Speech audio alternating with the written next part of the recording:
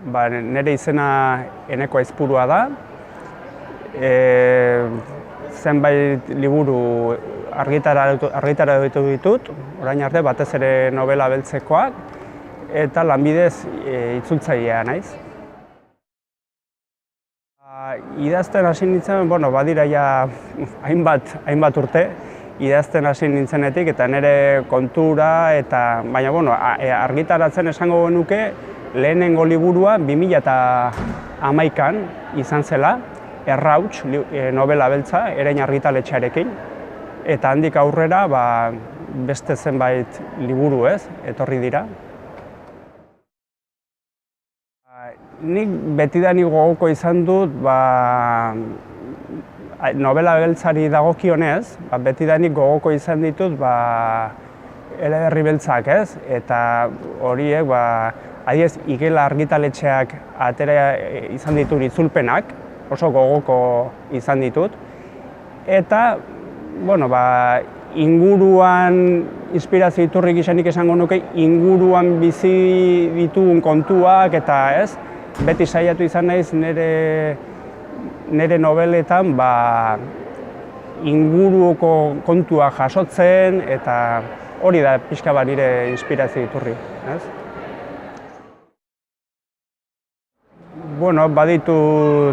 Baditut asko, ez naiz bakar batean edo, baina euskal idazleen artean, Saizar Bitoria adibidez oso gogoko dut, da bereziki bere 11 pauso liburu, mugarria iruditzen zait, euskal literaturaren bilakaeran eta trantsizio garaiko egoera hori, errealitate hori Euskal Herria nola jasotzen duen, eta bat aipatzearren badira beste hainbat baina euskal idazle bat aipatzearren Saizar Bitoria aipatuko nuke.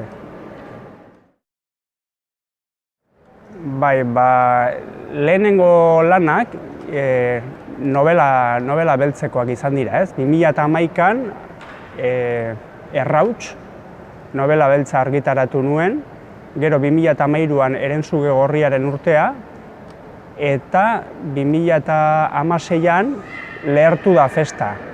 3 Erein argitaletxearekin eta novela beltzak dira, Gero itzulpen lan bat argitaratu nuen 2017an Katakrak argitaletxearekin, Robert Menaseren Europar mezularia, eta horiek dira nik argitaratu ditudan lanak orain arte.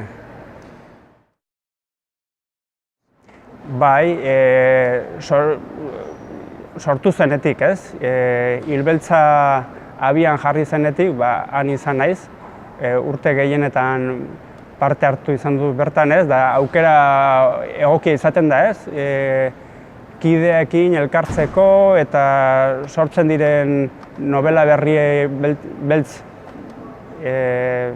beltz berriak ezagutzeko eta giro polita sortzen da.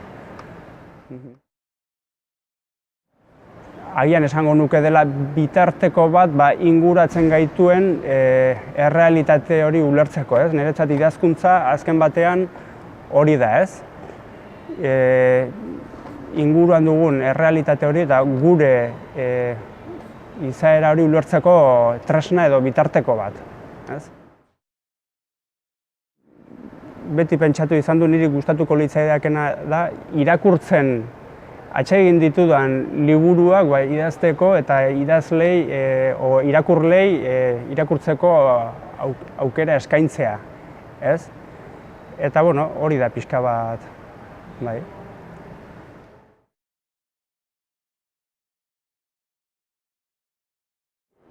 Egia esan ez dakit eta ez dut inoiz horretaz pentsatu, zein ote den edo nolakoak izango diren nire irakurleak, Ez dakit. Askotariko jendea irudikatzen dut. Batzuk novela beltza atsegin dutenak, besta batzuk agian euskal aluzinazio aluzinazioa kontakizuna atseginago izango dutenak,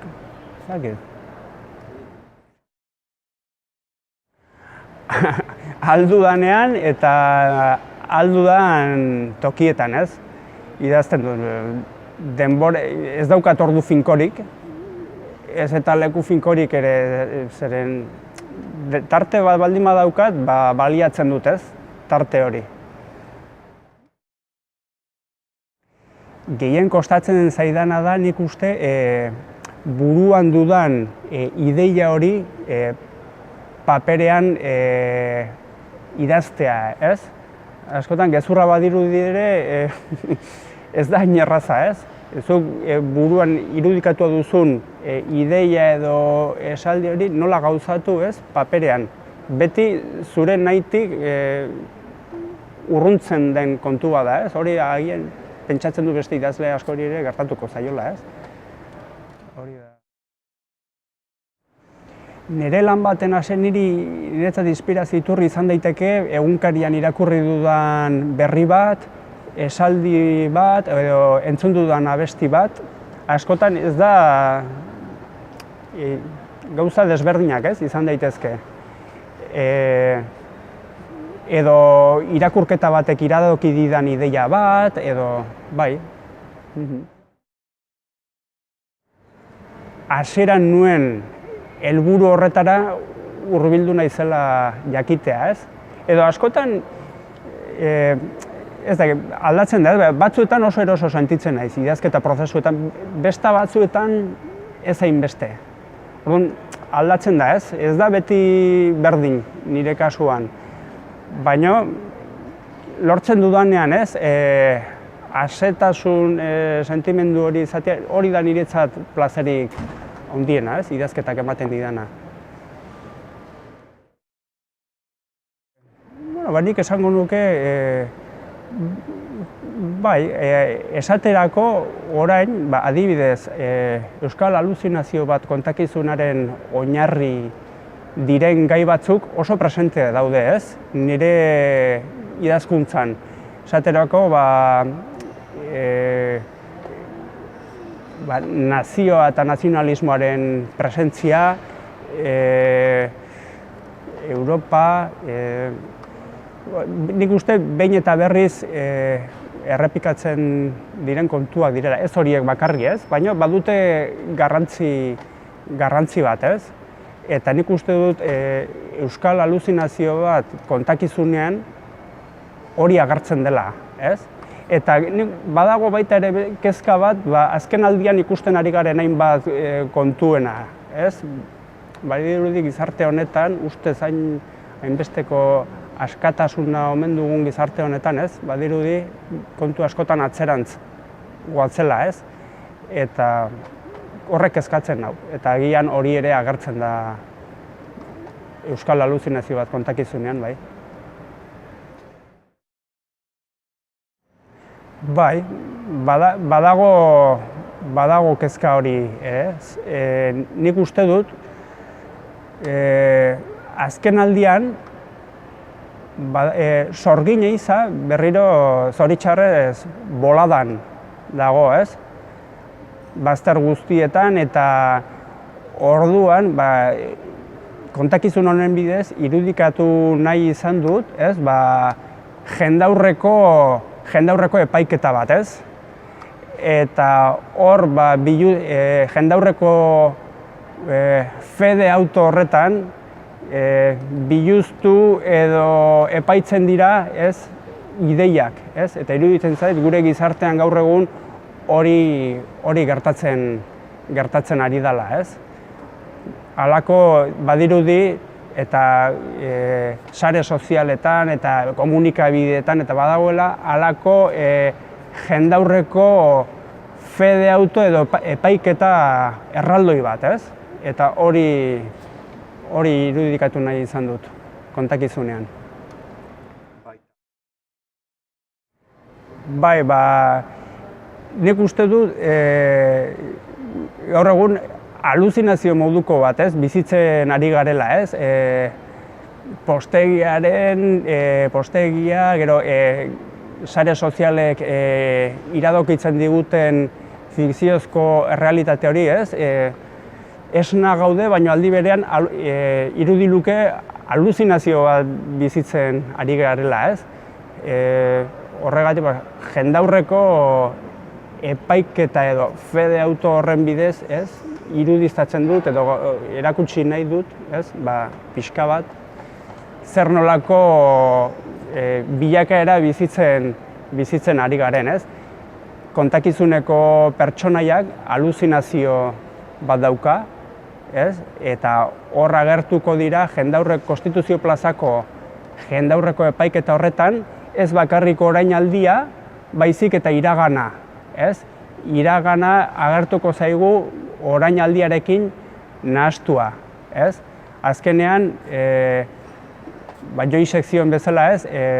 Iragana amesgaizto bada, ez? Zeinetik esnatzen ari garen.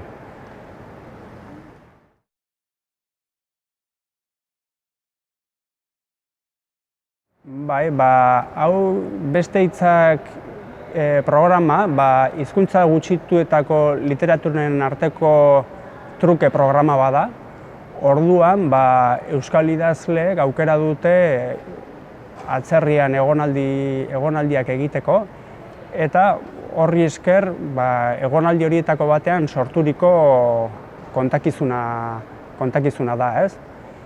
Eta pixka horrek truketarako aukera ahalbidetzen du, eta gero aldi berean garrantzitsua iruditzen zaizana itzulpenak idazleak egindako kontakizunaren edo ondutako testua hainbat hizkuntz gutxitutara itzultzeko aukera dagoela, ez?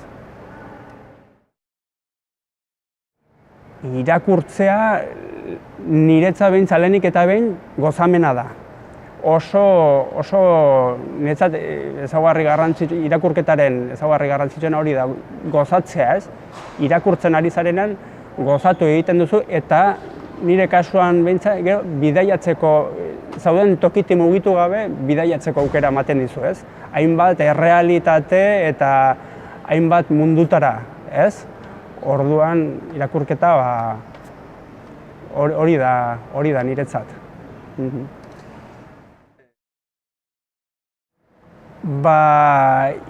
Proiektu interesgarri bat iruditzen zait, Booktegi. Aukera ematen du agian beste modu batzuen bidez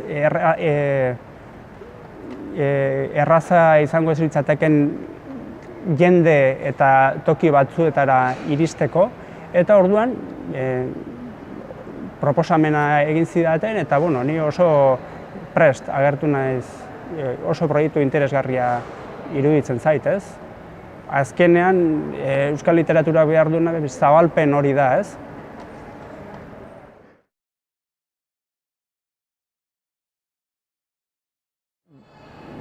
Eramango nukeen izango za, Gauaren muturrerainoko bidaia, Selinen liburua eta Matias Mujikak euskarara bikain itzulitakoa, hori izango litzateke bat.